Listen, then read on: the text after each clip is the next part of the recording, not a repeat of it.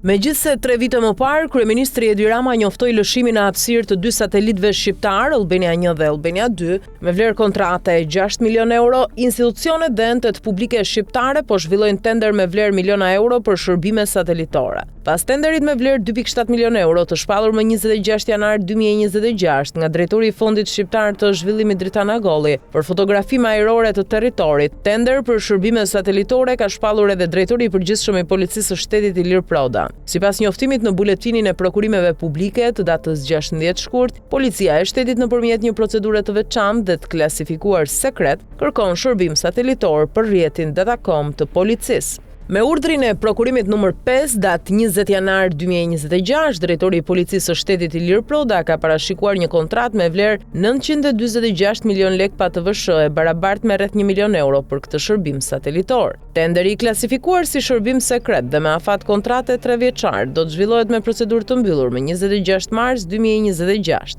Ekziston mundësia që edhe ky tender të jepet kompanisë turke Mesciolu Mühendislik ve Müsavirlik, e cila një muaj më parë fitoi tender 2.7 milion euro nga Fondi Shqiptar i Zhvillimit për fotografime satelitore të territorit të Shqipërisë. Këto miliona euro për shërbime satelitore paguhen nga buxheti i shtetit, ndërkohë që vazhdon të jetë në fuqi kontrata 6 milion euro për satelitët Albania 1 dhe Albania 2, që prej njoftimit të tyre nuk janë bërë publike rezultate konkrete mbi përdorimin e këtyre satelitëve për monitorimin e ndërtimeve pa leje, rrëshqitjeve të tokës, kontrollin e digave dhe urave, paralajmërimin e përmbytjeve dhe tërmeteve, kontrollin e zjarreve apo fenomene të tjerë të sigurisë dhe mjedisit.